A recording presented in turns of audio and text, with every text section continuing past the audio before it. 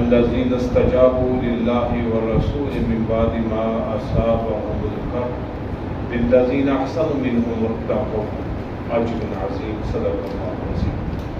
اللهم صل على محمد وعلى آل محمد كما صليت على إبراهيم وعلى آل إبراهيم إنك حميد مجيد. اللهم بارك على محمد وعلى آل محمد كما باركت على إبراهيم وعلى آل إبراهيم إنك حميد مجيد. رب زدني علما رب اشرح لي صدري ويسر لي امري واحلل عقدة من لساني يفقهوا قولي. سورہ آل عمران آیت نمبر 172 ارشاد باری تعالیٰ ہے الذین استجابوا للہ والرسول من بعد ما اصابهم الکرب، جن لوگوں نے اللہ اور اس کے رسول کا حکم مانا بعد اس کے کہ انہیں زخم پہنچ چکے تھے.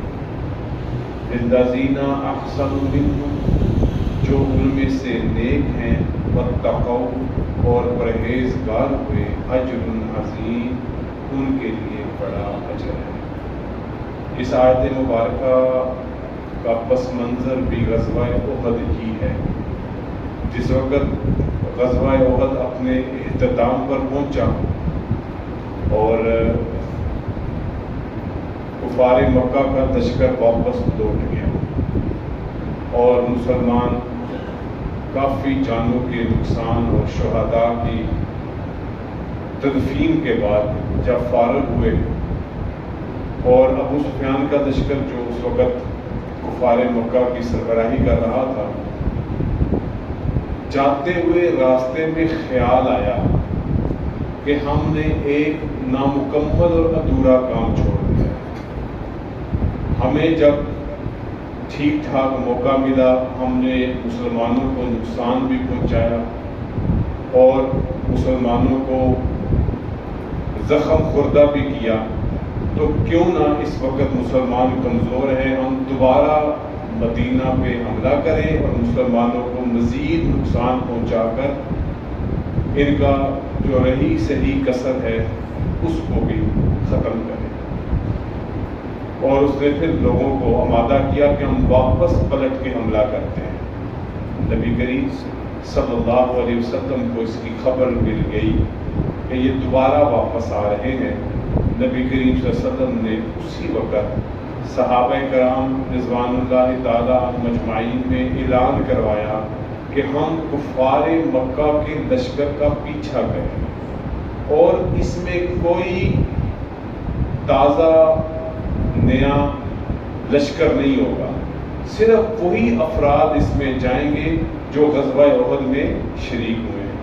آپ اندازہ لگائیں کہ شہداء کی تدفین بھی ہوئی، مسلمان غم میں بھی ہیں، زخم خوردہ بھی ہیں اور کافی مشقت اور دکھ اور رنج میں ہیں، لیکن اللہ کے نبی صلی اللہ علیہ وسلم کا اعلان ہوتا ہے کہ اب ہم دوبارہ ان کی طرف ان کفار مکہ کا پیچھا کریں گے اور تاکہ وہ پلٹ کے حملہ نہ کر سکیں. تو اللہ رب العزت ان صحابہ کرام کی تعریف فرما رہے ہیں جنہوں نے نہ اپنے زخموں کو دیکھا، نہ اپنے پچھڑوں کو دیکھا، نہ اس وقت اپنی حالت کو دیکھا اور اسی طرح نبی علیہ السلام کے ساتھ چل پڑے تاکہ کفار مکہ کے لشکر کا پیچھا کیا جائے اور ان کو موقع ہی نہ دیا جائے کہ وہ مسلمانوں کو مزید نقصان پہنچا سکے. اللہ تعالیٰ ان کا تذکرہ فرما رہے ہیں، یعنی جن لوگوں نے اللہ اور اس کے رسول کا حکم مانا بعد اس کے کہ ان کو زخم پہنچ چکے تھے. یعنی غزوہ احد میں جو بھی ان کے ساتھ ہوا، جو بھی زخمی ہوئے، پورا غزوہ احد کے واقعات اس طرح کے بڑے بڑے ہیں، تو پھر بھی انہوں نے اللہ اور اللہ کے رسول کی بات کو مانی. اللہ رب العزت نے ان کے بارے میں فرمایا یہی ہیں وہ لوگ جو نیک بھی ہیں اور پرہیزگار بھی ہیں اور اللہ نے ان کے لیے بہت بڑا اجر رکھا ہے۔ اس آیت کا پس منظر ہے۔ اگلی آیت کا پس منظر، اگرچہ یہ آیت اگلی آیت ساتھ ہی جڑی ہوئی ہے، لیکن اس کا پس منظر 1 سال کے بعد کا ہے۔ 1 سال کے بعد کا ہے، جب کفار مکہ کا لشکر واپس پلٹا تو انہوں نے اعلان کیا کہ اگلے سال ہماری تمہاری پھر ملاقات ہوگی۔ غزوہ احد ہوا 3 ہجری میں، اور انہوں نے کہا اگلے سال پھر تم سے ملاقات ہوگی۔ تو یہ لشکر لے کر چلے، اور صرف لشکر لے کے نہیں چلے، انہوں نے پروپیگنڈے کا بھی ہتھیار استعمال کیا۔ وہاں سے ایک قافلہ تجارتی گزر رہا تھا، قبیلہ عبد قیس کا، انہوں نے اس کو کچھ دے دو کہ کہا جا کے مدینہ والوں کو بتاؤ کہ مکہ والوں کا بڑا لمبا چوڑا لشکر بڑی تیاریوں کے ساتھ آ رہا ہے اور تم ان سے بچ کے رہو، یعنی ان کو ڈرانے کی کوشش کی، ان پر اپنا روب اور دبدبا ڈالنے کی کوشش کی کہ وہ جناب بڑے اس وقت تیاری کے ساتھ آ رہے ہیں، بڑی تعداد کے ساتھ آ رہے ہیں اور پورے جوبن کے ساتھ آ رہے ہیں۔ یہ مدینہ میں جب تجارتی قافلہ پہنچا، انہوں نے مدینہ میں یہ خبر پہنچائی جھوٹی، وہ آ تو رہے تھے لیکن اس طرح تیاری کے ساتھ نہیں آ رہے تھے۔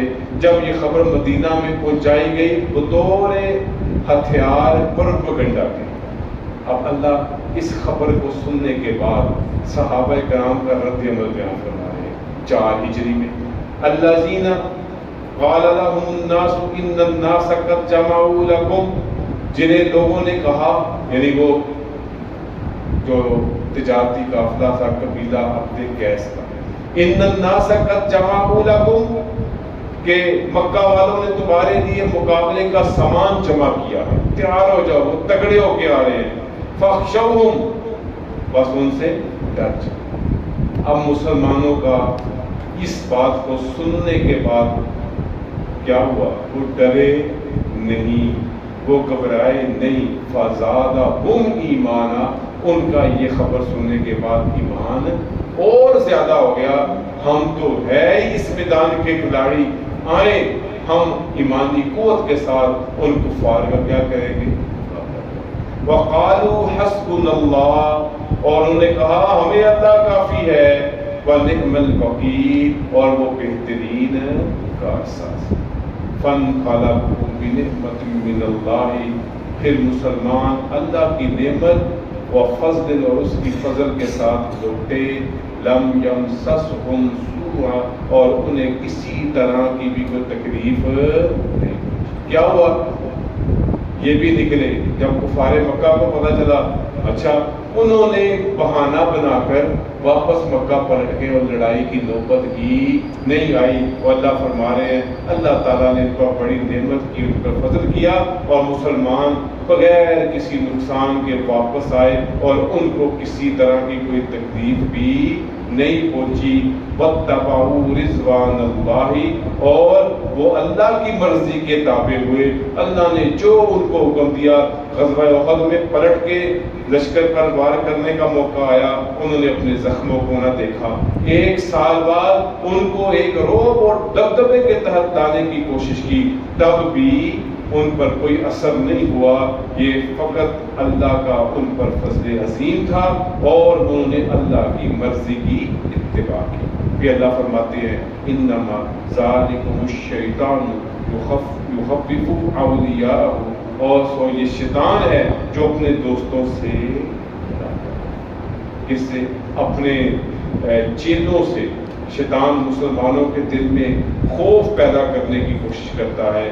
فلا تخافوہم وخافونی، بس تم ان سے مت ڈرو، اور ڈرنا ہے تو صرف مجھ ہی سے ڈرو، اللہ کی ذات سے ڈرو، ان کنتم مومنین، اور اگر تم ایماندار ہو۔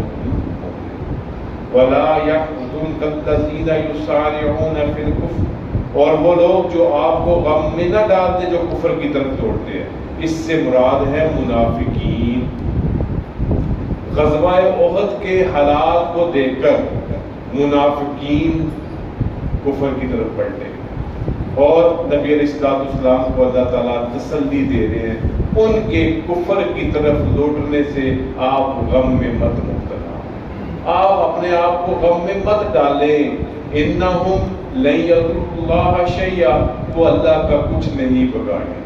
ان کا کفر کی طرف لوٹنا اللہ کی کچھ بھی بگاڑ پیدا نہیں کر سکتے. نہ اللہ کی طاقت کم ہوتی ہے، نہ اللہ کی قوت کم ہوتی ہے، نہ اللہ کا لشکر کم ہوتا ہے. اس سے اللہ کو ذرا برابر بھی کوئی فرق نہیں پڑتا.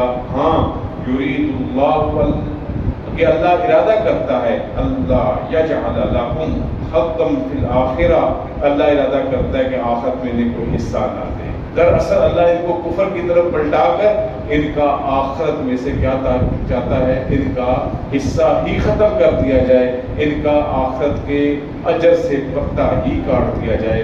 وَلَهُمْ عَذَابٌ عَظِيمٌ، اور ان کے لیے بڑا عذاب ہے. اور پھر اللہ انہی کے بارے میں فرماتے ہیں ان الذین اشتروا الکفر بالایمان، جنہوں نے ایمان کے بدلے کفر کو خرید لیا، لن یضروا اللہ شیئا، وہ اللہ کا کچھ نہیں بگاڑے، اللہ کو کوئی فرق نہیں پڑتا. وَلَهُمْ عَذَابٌ عَلِيمٌ، اور ان کے لیے دردناک عذاب ہے. وَلَا يَحْسَبَنَّ الَّذِينَ كَفَرُوا، اور کافر یہ نہ سمجھیں، یہ گمان نہ کریں، ان کی دانست میں یہ بات نہ آ جائے، انما نملی لہم، کہ بے شک ہم تو انہیں صرف مہلت دیتے ہیں، خیر لانفسہم، یہ ان کے حق میں بھلائی ہے. اس کے ایک معنی یہ ہے کہ اللہ تعالیٰ ان کو کفر میں ڈیل دیتے ہیں. دوسرا معنی کیا ہے، ان کو موقع دیتے ہیں کہ وہ پلٹ کر ایمان کی طرف آ جائیں، یہ ان کے حق میں بھلائی ہے. اور ایک معنی کو ان کی یہ بھلائی یہ ہے کہ ان کو ان کے حال پہ چھوڑ دیا گیا ہے. انما نملی لہم، بے شک اللہ ان کو اس لیے مہلت دیتے ہیں لیزدادوا اثما، تاکہ وہ گناہ کرتے جائیں، گناہ میں زیادتی کرتے جائیں، ان کا نامہ اعمال وزنی ہوتا چلا جائے برائیوں میں، گناہوں میں، اور آخر کار ان کے لیے کیا ہوگا، وَلَهُمْ عَذَابٌ مُہِینٌ، اور ان کے لیے خوار کرنے والا، رسوا کرنے والا عذاب ہے جو اللہ نے ان کے لیے تیار کر رکھا ہے. تو آج کے درس میں اللہ تعالیٰ نے غزوہ احد کے تتمے کو بیان کیا. 4 ہجری میں جب دوبارہ انہوں نے ارادہ کیا اور ایک پروپیگنڈا پھیلانے کی کوشش کی، ایمان والوں نے کس طرح اپنی ایمانی قوت سے تیاری کر کے ان کا مقابلہ کیا. اور پھر اللہ تعالیٰ نے منافقین کا تذکرہ فرمایا کہ انہوں نے کس طرح اپنے کفر کو بڑھا کر اور ایمان کو کفر کو ترجیح دے کر ایمان پر انہوں نے اپنا بیڑا غرق کیا. اور اللہ تعالیٰ ان کو مہلت دے رہے ہیں، کیوں؟ تاکہ وہ اپنے گناہ کے بوجھ کو باری کرتا رہے، اور آخر میں ان کے لیے ہوگا رسوا کرنے والا عذاب. اللہ رب العزت قرآن پڑھنے سمجھنے کی توفیق نصیب فرمائے. وآخر دعوانا الحمدللہ رب العالمین، الحمدللہ رب العالمین، والصلاۃ والسلام علی رسول اللہ. ربنا آتنا فی الدنیا حسنة وفی الآخرة حسنة وقنا عذاب النار. اللهم إنا نسألك العفو والعافية في الدين والدنيا والآخرة. وصلى الله تعالى على